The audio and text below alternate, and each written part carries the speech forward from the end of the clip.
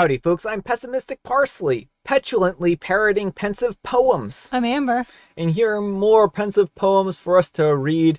We're very melodramatic parsley indeed. Let's get started. You're a poet and you do know it because you were told as much. Alright folks, and our first letter is titled, Am I a Jerk for Refusing to Name My Daughter After My Husband's Dead Wife? I'm a 39-year-old female, and I've been married to my husband, a 45-year-old male, for 3 years now. It's an extremely healthy relationship, and I couldn't wish for anything more. He was previously married at 35 for a year and a half before his wife sadly passed away from severe hypoxia and pulmonary edema. They were dating for over 4 years, and according to the way that he talks about her, they were straight up out of a fairy tale. His late wife was diagnosed with cardiomyopathy a year into their marriage and was given medication to manage her symptoms. However, she was always expecting her death, even though the doctors have assured her that she could lead a normal life. However, she was later again diagnosed with a pulmonary edema, which is when she started to prepare for her death. She assured my husband that he could marry later on, and she would want him to lead a normal life. However, she requested if she could be the name after a daughter. Even if he gives birth to one, she always wanted one and was unsuccessful with having any children. Before we married, my husband, of course, let me know about all of the above. However, he failed to mention his late wife's request. I deeply empathize with him, and I was there whenever he needed support. Anyways, I'm currently pregnant with our first child, and we're both over the moon. When we came to decide for the baby's name for our daughter, he stood firm on naming her after his late wife. As much as it was expected, I refused. I told him that I couldn't put that burden on our unborn daughter. As to him, she'll always remind him of his late wife, and he would fail to see her as a daughter. That's when he let me know of the pact that he made with his wife, and he feels as if this is the only way that he could pay a tribute to her. Now that I haven't given him a response, I haven't told him how I felt about it. I just told him that we'll see, as it's still early on to decide. I genuinely can't help but feel hurt, as it feels like after all these years, he still chooses his late wife over me. I somewhat feel as though I'm a rebound. And although I can't victimize myself in the situation, however, the way he insisted on naming our daughter made me feel inferior. I also just can't let him pay tribute like that, as our daughter will always feel like his first wife to him, if that makes any sense. What should I do in this situation, and am I in the wrong? All right, folks, what do you think? No, you're not in the wrong. He may have made a bargain, but you were not part of that. If this was something important for him to have, he had to bring this up before kids were on the table. Oh, yeah. Be like, by the way, I made a pact with my late wife to name my first daughter after her. And by the fact that he didn't say this, kind of shows that he knew that OP wasn't going to be on board with it, right? Yeah, I mean, this is manipulative, what he's doing right here, and it almost feels like he's using OP as an incubator for, like, the child he should have had with his late wife. It does feel a little bit like that, but I mean, I'm hoping that it isn't the case, right? I'm hoping that this is just something where he really feels that he has to pay tribute to her, and he wants to do this kind of thing and, you know, fulfill her last request and whatnot. And I think that it's a really difficult situation in that respect. I'm really hoping that this isn't like he's just treating OP like an incubator, because OP is like, everything's great in our relationship other than this one thing that has appeared, right? Right, but there are also those people who wait until their partner is pregnant to show who they really are, and sure, I'm not saying that's the case here, but that is my biggest concern. And the way he's disrespecting OP on this, not valuing her input, like with baby names, it's a 2 yes, 1 no thing. Yeah. OP has veto power here over this name. She is absolutely right to not want to burden their daughter with this name. And it makes me wonder too, like, is he going to spend all his time telling the daughter about his late wife and almost acting like, oh, she should have been your mom type of thing? Yeah, and that becomes a little bit of a problem as well, right? Because, like, at that point in time, what will he project onto that daughter? And I do think that OP is right to be concerned about that. Yeah, so as for advice, I mean, I think just, one, be firm with him. Let him know that you're not okay with naming the daughter after the late wife. You understand the pact he made, but you were not part of that pact. And hold firm on that. And pay attention to his behavior. Pay attention to how he responds. You know, how does he treat you when you put your foot down? How is he treating you otherwise? Yeah. So it's a difficult situation. I understand why OP doesn't want to do this, and I don't think that OP is obligated, especially given that this was sprung on them the way it was. If this was this important to him, then he should have said it when they started talking about getting married or having children or any number of things, right? I mean, I know that's a difficult conversation to have, but OP's, husband told them about all the other things. He could have also mentioned, hey, I know that we're, early in this relationship and, we've begun to talk about kids, but would you object to me naming our daughter after my late wife? Right. If this is a deal breaker type of thing, he needed to be up front before OP was pregnant. Yeah. At this point in time, it's more like he trapped her and it's like, oh, by the way, now we're playing by my rules. Yeah. But let me know what you folks think. So anyhow, take care and good luck. And Photos, Beer, and Tech says, not the jerk. You can't make a pact on someone else's behalf. He knew when making the promise to his wife that any daughter would have another parent, who also would have to agree to the daughter's name. Sounds like he needs some counseling to deal with the unsolved grief that having a daughter is bringing up for him. No rational person would think that this was fair or reasonable request.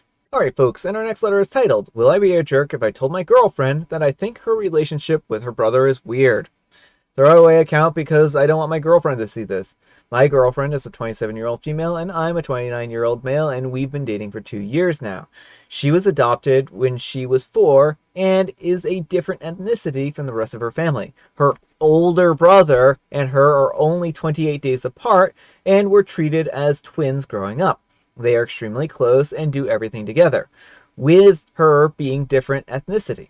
And many people do think that she's dating her brother. The comments always make us all uncomfortable, but I understand where people are coming from. Recently, their weird relationship has been on a whole new level. Her brother and his wife are having a baby. They asked my girlfriend to spend the first couple of weeks. The baby is home at their place. After the baby was born, I went to go help out when they brought the kid home. Through the delivery process, everyone was awake, and now everyone was lacking sleep, especially my girlfriend's brother, who had been awake for nearly 72 hours. To no one's surprise, the second the baby was settled at home, he passed out on the couch with his wife asleep in the bedroom with the baby. My girlfriend put a blanket over him, which I thought was strange. He's a light sleeper, so he woke up. She patted his head a couple of times, like she was his mom or something, and then he went back to sleep. Overall, it was weird, and now I'm wondering if I should say something, or is it too jerkish for me to do that? All right, folks, what do you think? Yeah, OP, I think you're the jerk here. This sounds completely innocent. Like, if this is the worst of their quote-unquote weird behavior, you have nothing to worry about. That just sounds like familial affection right there. Well, and then on top of that, he's like, she did it like she was his mother? That doesn't sound like a romantic type of relationship. That sounds like a caring individual who cares about their, brother or sister or, child, right? Well, exactly. She's being nurturant. There's nothing, inappropriate about being a nurturant sibling in this case, Yeah, I think that's really what it boils down to. I think that OP is turning a mountain into a molehill here. I don't know what other weird things are going on in this relationship, but OP makes it sound like this is the weirdest of the things that are going on. And if this is the weirdest thing that's going on, then you have nothing to worry about. Right. I mean, the only other things he cites is, well, they're close, they spend time together, and people sometimes think they're a couple, which it weirds us all out. And, it doesn't sound like they're doing anything. People make all kinds of weird assumptions whenever, women and men hang out together. And so... yeah, I mean, maybe work through those insecurities, but don't take them out on your girlfriend. I just don't get it. Whenever we go to the swingers parties, they think that they're together or something like that. Yeah, then you have a concern. But let me know what you folks think. So anyhow, take care and good luck. And Nadia Bell says, info, what are the other weird interactions? And OP replies, Just the general affection. I don't know. I'm starting to think that I'm crazy because I did not think that this was as normal as it is, apparently. I mean, different families have different boundaries, and some can seem weird to someone who's never been in that context, but I think it's important to recognize that, none of this is Untoward. Yeah, exactly. Like, there's nothing like romantic or anything about this situation. It's just one person looking after another person they care about. And Standard B8642 says, "You're the jerk. It's weird that you don't understand the magnitude of childbirth for a family instead of supporting it like your girlfriend is. You're looking for things to be uncomfortable about. Your girlfriend should be mad at you." And OP replies, "I haven't said anything to her. I don't know. It was odd to me because I've never interacted that way with my sister before." Alright folks, and our next letter is titled, "Am I a jerk for leaving the hospital after my sister gave birth and announced the name of the baby? I'm a 32-year-old female and I've been dealing with infertility for 7 years now.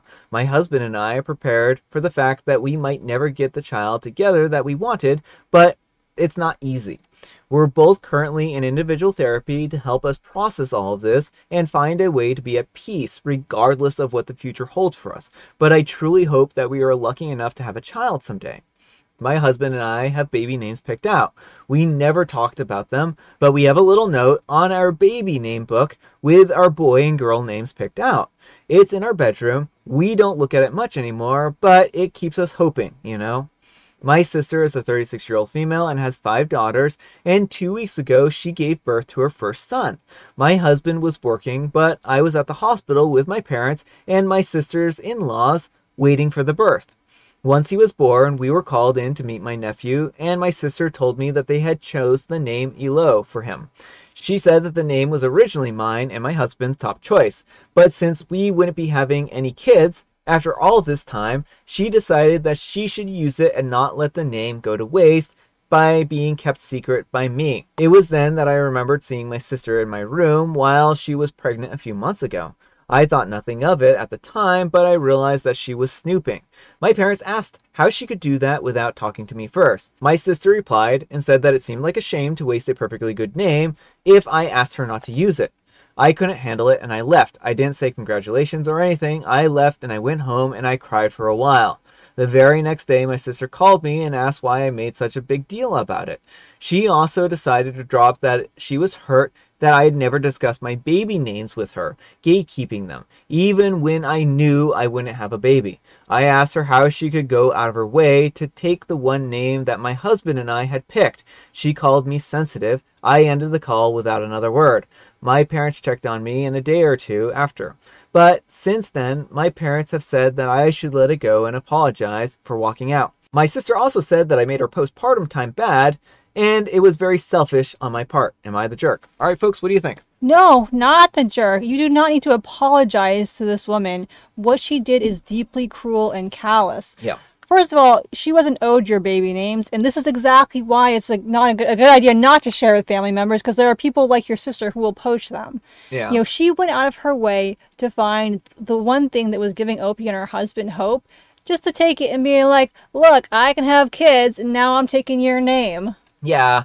I mean, this was a huge invasion of privacy. She had no right to go into your room. She had no right to look through your stuff, and she had no right to take this name.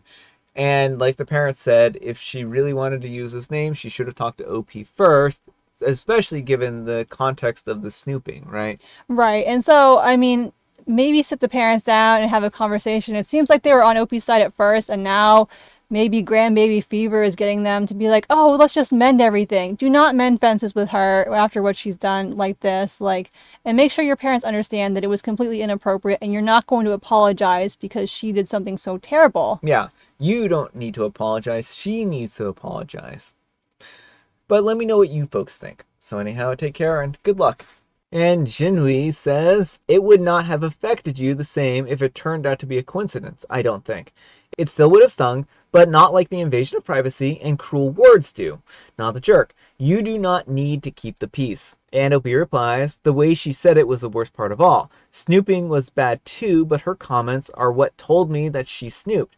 I would have assumed it was a coincidence if she hadn't said what she did. Well, and that too. It's like she wanted to rub it in Opie's face right there in the hospital room. And K0603 says, I'm so sorry Your sister, what she did was so cruel. Please don't be upset at your parents. They are just trying to keep the family together. They can't undo what she did. They seemed surprised too. Your sister was heartless and horrible. Good luck, and my heart goes out to you. And Opie replies, I'm a little upset with them for expecting me to apologize and forget like it's no big deal. Her comments hurt. Right, and you have every right to be upset with them, and the parents need to know what they're doing is inappropriate. Even if she has all their other grandchildren, they shouldn't let that affect their judgment, and they shouldn't let her dictate things because she is behaving badly. She needs them to tell her she's behaving badly. Yeah. All right, folks, it is tea time. Grab your beverages of choice. I've got some tea right here, and Amber, she has a joke. It's going to be a rotten vacation when the manager of the campgrounds tells your dad that she makes most of her money from selling snake bite medicine. Yeah, that might be a bad time. That might be a very bad time because it sounds like she is like literally flooding the campgrounds with snakes. Oh, another person got bit. Well, what have I here for you? Well, I mean, like, this can't just be coincidental, right? No. Like, at a certain point, if that's where you make most of your money... Well, unless it's advertised as, like, Snake Bite Island or something, and people are going there anywhere. Yeah, I mean, if you're literally going to Snake Bite Camp, then, what did you expect? Right? Like, literally, like, there are snakes from the trees the moment you walk in through the campground doors. Like, yeah, you're gonna get bit by a snake. And I have Mega Mint. Alright, folks, that's all the time we have for today. Thank you so much for watching. Happy Manic Monday, folks. I hope your Monday is off to a great start. Amber, we need some kind of moral advice and or guidance, and please have it on names. Names should be a gift of love and not a tool of malice. That's great advice. Thanks so much for watching, and we'll see you all tomorrow. Bye.